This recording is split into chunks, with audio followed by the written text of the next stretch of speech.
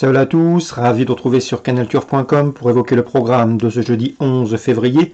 En ce jeudi, l'hippodrome de Paris-Vincennes honore la mémoire à travers différentes épreuves de journalistes typiques. Le Quintet a été rebaptisé Prix Guy Lux et Léon Zitrone. D'autres épreuves porteront le nom de Dominique Savary, de Gérard Bramy, d'André Théron, de Maurice et Jérôme Bernardet, ou encore du photographe Jean-Paul Bertrand. Bref, on honore la mémoire de personnes, journalistes, qui ont marqué de leur empreinte les courses hippiques dans l'Hexagone. Concernant le Quintet, le prix de la Nièvre, première épreuve du programme, il s'adresse uniquement aux juments.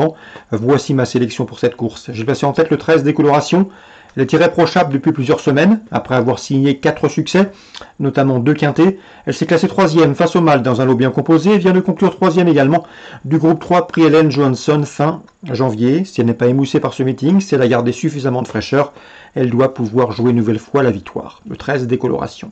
On lui posera le numéro 4, Elite de Giel, qui reste certes sur une disqualification, mais qui auparavant avait pris 2 places de 2e. Derrière qui? Derrière Décoloration. Dans des quintés, on la reprend.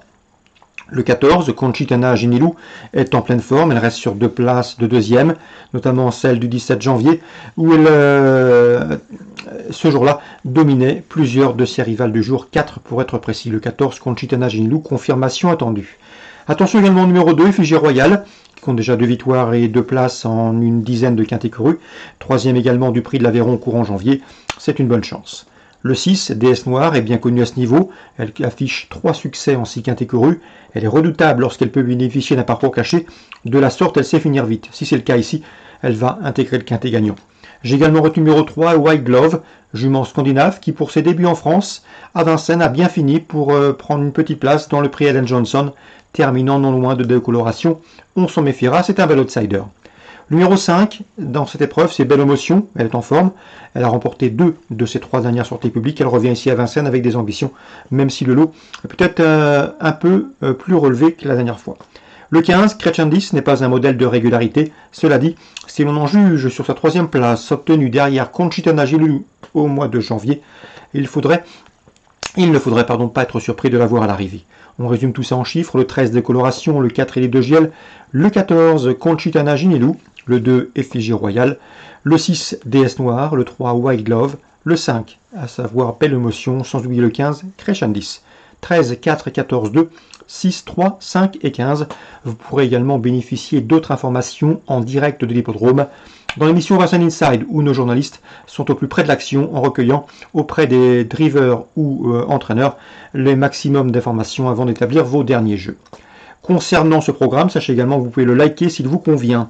On peut parler également des autres courses de la Réunion, à Vincennes notamment. La deuxième, attention au 210, c'est Ola du Vivier, une pouliche préservée qui compte déjà 3 victoires en 4 courses courues. Elle débute à Vincennes avec des ambitions, d'autant qu'elle sera déférée des postérieurs pour la première fois de sa carrière. Elle dépend de l'entraînement très en forme de Thierry Duval d'Estaing. Le 208, Héraclion, sera également déféré des postérieurs pour la première fois. Elle a été préservée, elle monte en puissance et c'est une bonne chance dans ce lot. 210, 208. La prix Jean Le Gonidec, une belle épreuve estampillée semi-classique. Le 509 Greengrass reste sur plusieurs disqualifications et pourtant c'est la jument de classe du lot. C'est de loin la plus argentée, la plus chevronnée aussi. Elle qui avait remporté le prix Comte de Montesson à l'âge de 3 ans dans sa jeunesse, un groupe 1, avant de terminer 2e du Grand Prix de lutte et plus récemment courant octobre derrière Power et face au mâle. Donc le 509 Greengrass trouve ici l'occasion de redorer son blason. On lui posera le 8 Goldie Marie, qui elle aussi reste sur une disqualification, mais attention, elle a le potentiel pour figurer à ce niveau. J'en veux pour preuve sa 2e place dans le Critérium Continental, fin janvier, où elle n'était battue que par le bon Guderipré. 509-508. Pour les places, je retiendrai le 6, à savoir Gondol Ginilou, et le 5, le Gloria du Gers, qui leur sont inférieurs, mais qui sont en forme, qu'elles viennent de prendre les 3e et 4e places du prix de Mauriac. Dans la 6e, le 613 Hélène a beaucoup d'atouts dans son jeu, la forme, de la régularité, un engagement intéressant. Bref, ici c'est une postulante sérieuse à la victoire. Je lui poserai toutefois le 12, Electra du Vivier. Son entraîneur Étienne Roux-Lécueillet est confiant, la jument est en forme. La dernière fois, dans le sud-ouest, elle a penché, elle a mal négocié le dernier virage. Elle a perdu du temps, mais elle a très bien fini, elle aurait gagné s'il avait mieux viré ce jour-là. Elle retrouve un profil corde à gauche à sa convenance, c'est son meilleur engagement du meeting. Elle sera pieds nus pour l'occasion, elle a bien travaillé. Elle peut faire un dernier kilomètre toute seule, elle n'a besoin de personne. Et à mon avis, dans ce lot, c'est la principale opposante au numéro 13, Eileen. Donc le 12 et le 13, mes deux préférés dans la 6e. Concernant maintenant la 7e, Difficile d'aller contre le 701 Jean-Cly de Muse.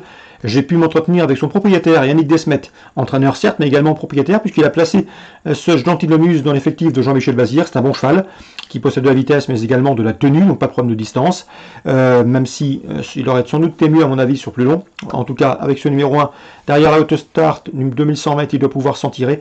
Et à mon avis, c'est un cheval qui vaut largement l'eau comme celui-là. Le 701, Jean-Cly de Muse. On rachètera également le 4, Génial au fort, qui vaut mieux que ne l'indiquent ses dernières performances infructueuses. 701, 704. La 8e, j'aime beaucoup le 10, Erad Banville, qui débute remontée. Elle semble taillée pour ça. Elle a des références à la clé. À mon avis, elle peut faire fort d'entrée de jeu et faire tilt d'entrée de jeu. Et pourquoi pas s'imposer. 810, Erad Banville, un coup à tenter en jeu simple, gagnant placé.